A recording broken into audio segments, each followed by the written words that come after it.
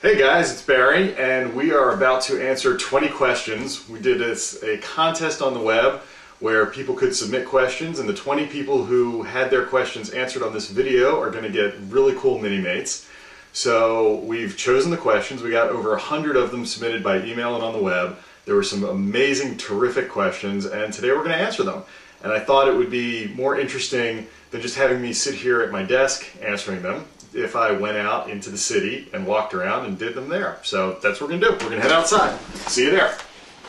So first question is from Shannon, age 27, from Murrieta, California. And Shannon says, was it more challenging for you writing from a female perspective for Goth Girl Rising? Did you have to draw more on other people's experiences, or do you have a secret, angry, overdramatic teenage girl hiding inside you that you turn to for advice? Well, yes, in a manner of speaking. Definitely have an angry, over-dramatic teenager inside me. As far as being a girl, well, the challenge really was to remind myself that I was not writing about every girl or every woman. I was just writing about this one particular girl. And I know Kira really, really well from the first book. And I knew everything about her. And I just had to remind myself that I didn't have to write something that was universal to all women everywhere. It just had to be true for Kira and about Kira. And that's what I kept reminding myself. And I've always had a lot of friends who were women. When I was younger, I had a lot of friends who were girls, and I just always listened to them when they talked. And really, that's what made it possible for me to write the book from Kira's point of view, was just remembering things that people had told me and things they'd worried about, concerns of theirs, problems. And that's how I was able to do it. That's how I was able to channel that angry, overdramatic teenage girl. Next question's from Rich, who's 18, from Staten Island. The question is, how do you approach your writing process? Do you start from beginning to end, or do you know where you want it to end and fill in the pieces before? Do you chart your stories out, keep a notebook? Do you write on paper or digitally? Well, first of all, I do everything on the computer, everything.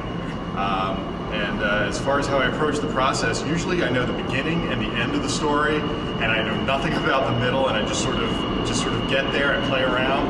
And usually I know the ending, but usually the ending changes by the time I get there. With Goth Girl, for example, the ending ended up coming 30 pages early, and there were more pages that came after it. I was really, really surprised that more stuff kept happening after what I originally thought was the end of the book. Next question. Jason, 31, from Manhattan, asks, if Goth Girl and Fanboy started a TV show or web series, what would the theme song be? Man, I stay awake at night wondering that very question. That's tough, but there's this great song by Metric called Help, I'm Alive that I just love. When we did the trailer contest for Goth Girl Rising, somebody used it as the background music, and I just love that song, and I think it would be great for a TV theme song for Fanboy and Goth Girl.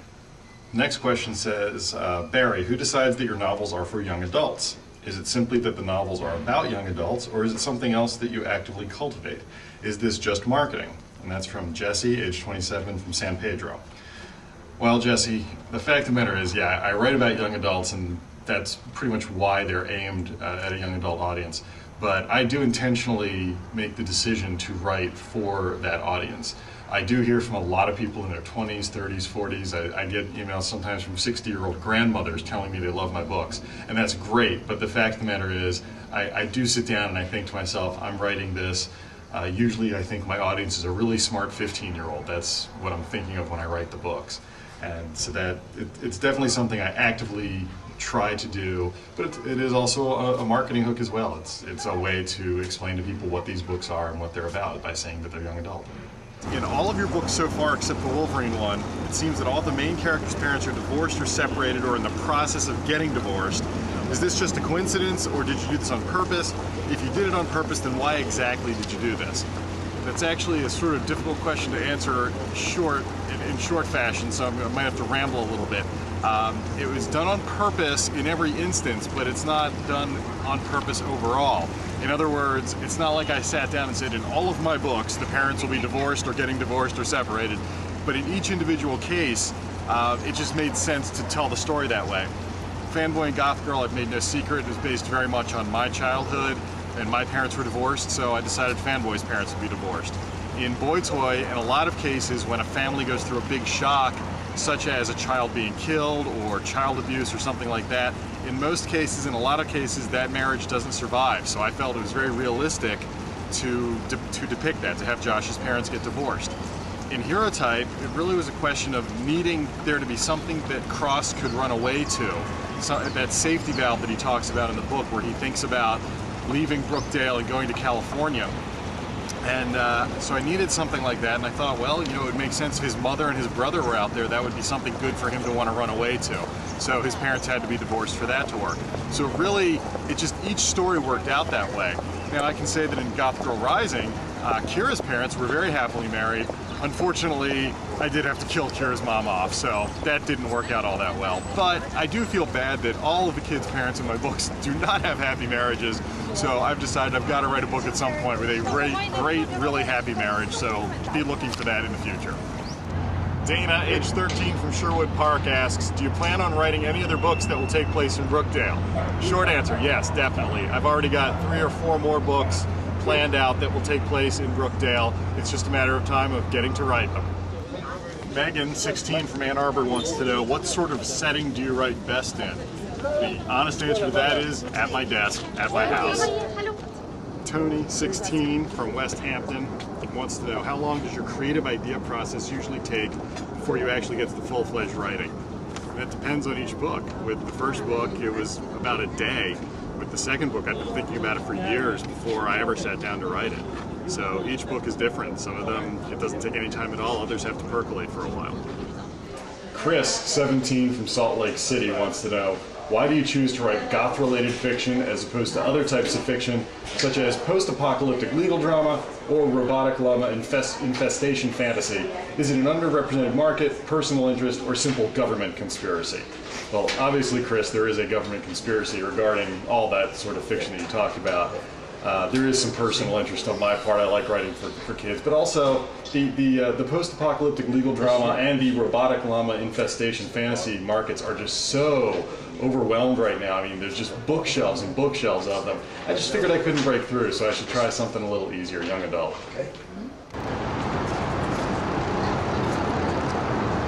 Quebec, age 14 from Sicklerville, says there are many great authors out there. Some write fact, some write fiction. What inspired you to write what you write? What made you want to make books like these? Well, the simple truth is that I just wanted to write books that communicated things that I felt were important, that told people things that I wish I had known when I was younger. And these are the kind of books that I wanted to read. And I always imagine myself at 15 or 16 years old when I write these books thinking, would I want to read this when I was 15 or 16? And if the answer is yes, then I know that this is a book that I'm going to be proud of.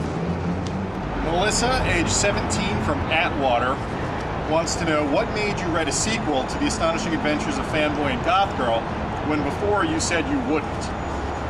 Well, I never said I wouldn't, I just said it was unlikely and that I wasn't sure. And I wasn't sure because a lot of times when people write sequels, you know, honestly, they screw up. And the sequel just isn't all that good, and they do things in the sequel that make it so that the original book suffers, or the original TV show, or video game, or movie. We can probably all think of examples of things that we've read or watched where we wish that there was a sequel to it, and then the sequel comes out, and the sequel sucks, and you sort of think, God, I wish they hadn't done that. And that's what I was afraid of. I was really worried because people really liked that first book and I really liked that first book and I didn't want to damage it or hurt it. And what made me change my mind was just Kira herself, was realizing that I knew this character, I understood this character, and that she had a lot of really important things to say. So I decided to take the chance. And I got a little bit of the way into it, maybe 40, 50 pages into it, and I felt a really good rhythm. And I thought, this is going to work, this is going to be good, and it's going to be just as good as the first book, and maybe it's even going to be better. And that was when I realized, yeah, I could definitely do this.